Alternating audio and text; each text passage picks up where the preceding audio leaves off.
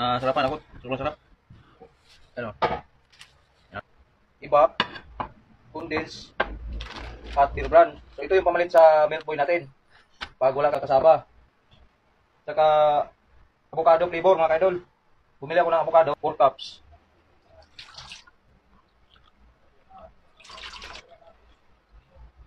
Four. Yan.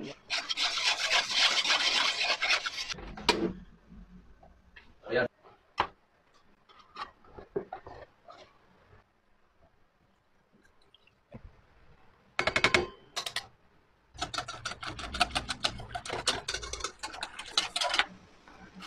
Saktong-sakto yung lapot niya.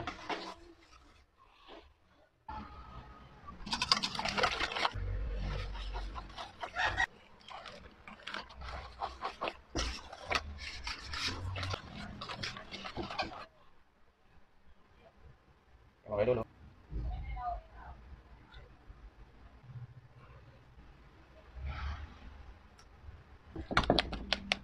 Gagawa lang tayo ng ice cream na masarap.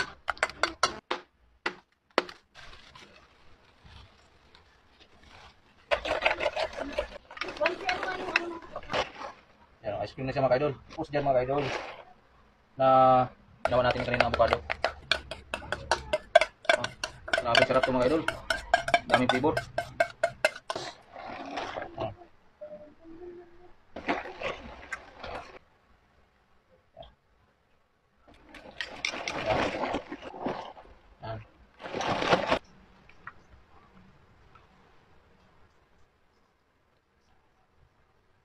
Ito, kita dito. Pwede kayong magbenta dito mga idol. Sa bahay lang. Yan.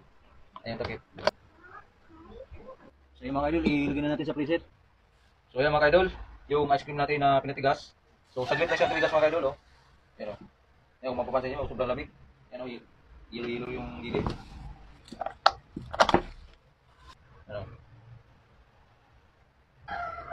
Gas.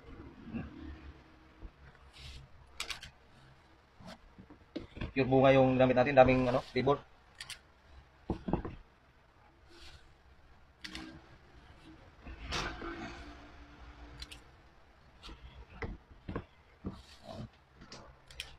Nakatikim na ba kayo ng ice cream na Milo flavor? Ito napakasarap. 1/4 cup cassava starch, 370 ml cream masada, 300 grams Milo. So ang una natin gagawin ay magpakulo tayo ng tubig na 2 cup. Pagkatapos sisindihan natin at antayin lang natin kumulo siya. Tapos maglagay tayo ng 1 cup na tubig dito at ilalagay natin yung kasaba natin. I-mix lang natin siya para matunaw. Kapag kumulo na yung tubig natin, so ilalagay na natin yung kasaba natin. Kapag lumapot na siya, so tatanggalin natin sa kalan. Ayan na siya. So ilalagay na natin yung cream masada natin. Tapos haluin lang natin siya. Pagkatapos, pwede na natin isunod yung Milo natin mga idol. Ayan na po yung Milo natin. Napakasarap talaga yan. At pagkatapos niyan, dandahanin lang natin i-mix. Huwag lang muna natin pandarin yung hand mixer natin. Ayan, pandarin na natin. So hanggang sa ma-mix natin siya, hanggang sa mapino. Yan. Ganyan lang siya mga idol. I-mix lang natin siya ng gusto para mapino yung ice cream natin. Yan. Kapag mapino na, so kukuha na tayo ng hilo at lalagyan natin ng asin. So maglalagay tayo ng bowl dyan para dyan natin ilagay yung ice cream natin. At imimix na natin siya ng gusto mga idol. Yan, kung nakapatong na sa hilo at asin. Yan, kung napapansin nyo, napakinis talaga. So ganyan po yung paggawa ng ice cream natin na masarap talaga. Na kapag hinahalo natin, wala siyang maraming bula-bula. Yan, kung napapansin nyo, smooth na smooth at creamy yung ice cream natin. So pwede na natin yang ilagay sa lagayan at ilagay na natin sa freezer, patigasin na natin. So kailangan po mga idol, bago natin patigasin yung ice cream natin, dapat po ganyan po yung texture ng ice cream natin para pag tumigas siya, hindi po magaspang. Yan mga idol, ilalagay natin sa freezer. So ayan na, matigas na yung ice cream natin. Yan, tatanggalin na natin yung takip. Yun, napakatigas na, okay. So itatry na natin pag-scoop. Kung napapansin nyo, napakasarap yung ice cream natin mga idol. Milo flavor po yan. Napakasimple ingredients lang po yan, pero napakasarap. Ayan mga idol, ito na yung ice cream natin. So lalagyan natin ng mani para maganda pong tingnan. What's up mga idol? So ito na po yung request ninyo na gagawa tayo ng ice cream na mango flavor. So ito na po yun mga idol, kung napapansin nyo, wow, napakasarap. So ayan po yung mga ingredients natin. Mayroon tayong ibap, mayroon tayong condense, mayroon tayong Nestle cream. At yung pinaka-importante sa lahat, yung kasaba natin. So ang una natin gagawin ay pakuluin natin yung 1 kalahating ibap. Tapos sisindihan na natin yan. Pagkatapos, so ilalagay na natin yung 1/2 cup na cassava starch. So, tunawin lang natin. Kapag matunaw na yan, so ilalagay na natin dyan sa pinakulo nating ibap. Ayan, ilalagay na natin. So haluin lang natin siya hanggang sa lumapot. Yan. Kapag lumapot na yan, so tatanggalin na natin dyan sa kalan. So ililipat na natin doon sa lamisa natin. Doon na natin siya lalagyan ng mga ingredients. So, ilalagay na natin yung condense. At hiwain na natin yung flavor natin na mangga. So 2 piraso po yung mangga natin dyan. So ang paghiwa po natin dyan, wag lang natin pinuhin masyado. Medyo malaki-laki lang konti para pagka kumain na tayo sa ice cream natin, may malalasahan tayong mangga talaga siya. Ayan, napapansin nyo, ganyan lang po kalaki. So mayroon na tayong ilo dyan, so lalagyan natin ng asin. Yan, ganun pa rin ang proseso natin sa paggawa, no? Tapos ilalagay na natin yung ice cream natin na para mag-creamy na yung ice cream natin. So haluin na natin yan dyan. So kapag ma-mix na natin ng husto, so pwede na natin ilagay yung Nestle cream natin. So ang Nestle cream natin, so pinapalamig ko yan para paglagay natin dyan, creamy talaga siya. Yan, ihalo na natin siya. Tapos pagka creamy na talaga yung ice cream natin, katulad nyan, so pwede na natin ilagay yung flavor natin na mangga. So yung kalahati, yan yung i-flavor natin. Yung kalahati naman ay itatoppings natin yan mamaya pagka papatigasin na natin.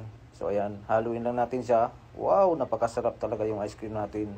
Ayan po. Tapos pagka ganyan na mga idol, so pwede na natin yang ilagay sa hulmahan, oh. So patigasin na natin siya. Ilagay na natin sa hulmahan. Tapos ilalagay na natin yung toppings na mangga sa ibabaw. Tapos ilalagay na natin sa freezer. Patigasin na natin. Yun, napakasarap talaga. Yun, oh. Tapos takpan lang natin siya para kapag may tumulong tubig dun sa freezer natin, hindi siya matutuluan. So ayan na siya mga idol. Kinukuha na natin. So titesting na natin yan. Kung napapansin nyo naman yung ice cream natin, wow, napakasarap talaga. Oh, yummy. Oh, diba mga idol? So yung ice cream na yan mga idol, so pangbahay lang talaga yan. Pangkonsumo lang natin yan sa mga pamilya natin, mga anak natin. Yan. Kapag gusto silang kumain ng ice cream, so mayroon na tayong maibigay agad sa kanila, mga anak natin. Yan.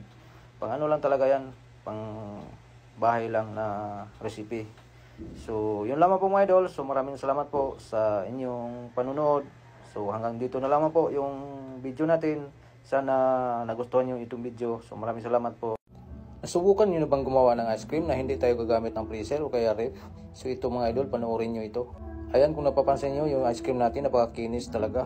Talagang ice cream na ice cream talaga siya. So ang una natin gagawin, magpakulo lang tayo ng tubig na 1½ cup. Tapos pagtira lang tayo ng kaunti para pangtunaw natin sa kasaba. Yan, hindi natin iubos. Yung kasaba natin, 1/4 cup yan mga idol. Kasaba starch po yung gamit natin. Tutunawin na natin siya hanggang sa matunaw talaga siya. Pag matunaw na, ilagay na natin dyan sa kumulo na tubig. Yung pinakulo natin kanina. Yan, halo lang natin dyan. Tapos haluin natin. Kusa lang siya maglapot. Yan. Kung napapansin nyo, lumalapot na siya. So haluin lang natin siya. Tapos hinaalan natin yung apoy para hindi siya masunog. So ayan na siya mga idol. Tapos ilalagay na natin yung mga ingredients dyan lahat. Unahin lang natin yung ibap na 1½ cup. Maglagay lang tayo dyan. So hindi natin biglain. Paunti-unti lang natin ilagay.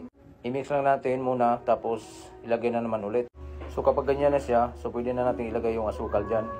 Yung asukal natin. So ilalagay na natin. Wash lang yung ginamit natin dyan. 3/4 cup sugar. Tapos i-mix lang din natin siya. Tapos ilagay na natin yung gata mga idol, no. So tuloy pa rin tayo sa paghalo niyan, i-mix lang natin talaga siya. So kapag ganyan na yung texture niya, so pwede na natin ilagay yung beer brand diyan. 3/4 cup mga idol, yung beer brand natin. Lagyan natin ng kunting gata para matunaw yung beer brand natin. Ito, mix lang natin. Yun, ubusin na natin yung gata natin. Yan. Tapos i-mix lang natin mga idol. Tapos, ililipat na natin sa maliit na lagayan mga idol, no. Ayan na, mayroon na tayong yelo dyan. So, lalagyan natin ng asin, isang basong asin mga idol, no. Tapos, ilalagyan na natin yung ice cream natin. So, gagamit lang tayo ng blender dyan. So, pwede naman mano-mano dyan pagka wala kayong blender. Tapos, ilalagyan na natin yung 1 pack na Nescafe. So, sa mga hindi pa po nakakalam dyan, yan po ay napakasarap po sa ice cream yung Nescafe na flavor natin. So yan, i-mix lang natin siya. So ayan mga idol, kung napapansin nyo, napakakinis talaga yung ice cream natin. Tapos kung nakikita nyo, yung yelo natin kanina, ayan, nagtubig-tubig na siya. Ayan, kunti na lang yung mga buong yelo. So lahat tubig na. So tingnan nyo yung ice cream sa gilid, tumitigas na rin. Ayan, oh, patigas na siya. Oh. Ayan. So ganyan na lang natin. Balukayin lang natin siya. Tapos igitna natin yung matigas. Lagyan natin sa gitna. Tapos balukayin lang lagi natin yung gilid sa pinakagilid dyan hanggang sa tumigas na talaga siya mga idol, no. Yan. So tatakpan lang natin yan, tapos mamaya maya titigas na yan. Ayan ang mga idol, yung ice cream natin. So isang balukay pa, yan, balukay natin kaysa, tapos isang takip, tapos pagkanti lang tayo ng mga 10 minutes. So matigas na talaga yan mga idol. So pwede na natin i-scoop, pwede natin kainin. Yan po yung ice cream natin na napakasarap talaga. Yan, kung napapansin nyo yung ano natin. So kahit wala tayong freezer, no, wala tayong ref, pwede tayong makagawa ng ice cream mga idol, no, sa hilo lang at asin. Kayang-kaya na yan. Yan, kung napapansin nyo, yan, matigas na yan, pwede na natin kainin yan mga idol. So tatakpan pa natin ulit para sigurado talaga na matigas na. So ayan na mga idol. So ayan, so kukuha na tayo ng scoop. So testing na natin. So ayan, kung napapansin nyo, napakakinis talaga mga idol, napakasarap. Ayan, oh, panalo.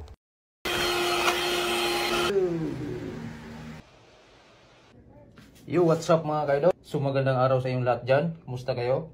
So andito na naman tayo mga idol. So gagawa na naman tayo ng ice cream mga idol. So ito lang yung ingredients natin mga idol.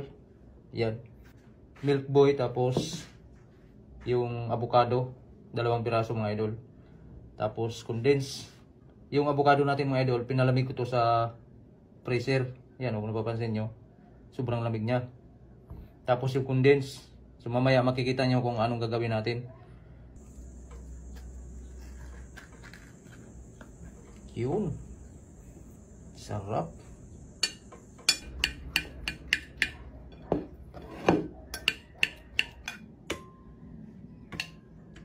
Napakasarap yan mga idol. Yan, lagyan lang natin ang condense. Ayan yung condense natin mga idol, oh.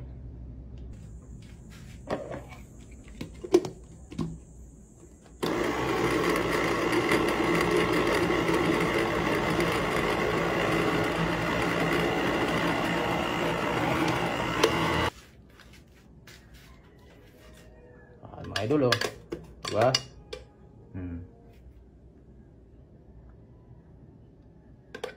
Wala pang gatas yan mga idol. Yung gatas natin na Milk Boy, wala pa, hindi pa natin nalagay. Ayan. Yes, sarap na mga idol. Purong avocado talaga mga idol to. Napakasarap niyan mga idol. Yan. Tapos ilalagay na natin yung Milk Boy mga idol. Yan, ilalagay na natin dyan.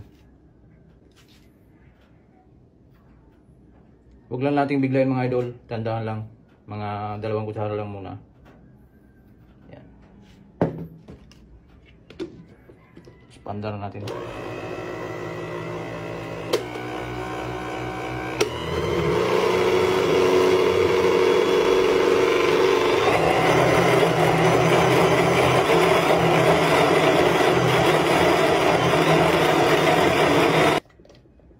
Napaka-creamy na mga idol, oh.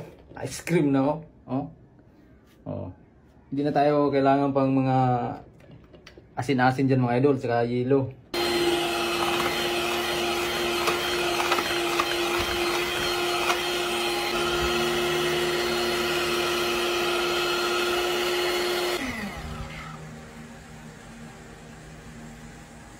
Yun mga idol, pwede na yan mga idol. Yan, oh, pinong-pino na mga idol, oh. Oh, napakasarap mga idol. So yummy. Yan, creamy na. So patigasin na natin yan mga idol. Na saglit lang yan titigas mga idol. Pag ilagay na natin sa freezer, siguro mga 1 hour matigas na yan. So ang Milk Boy pala na ginamit ko mga idol, 1/4 kilo yon. Tapos yung condense, 300 ml yung condense na ginamit natin. So tapos yung avocado, depende na sa inyo kung gagamit kayo ng 3, 4. Lang natin sulmahan mga idol.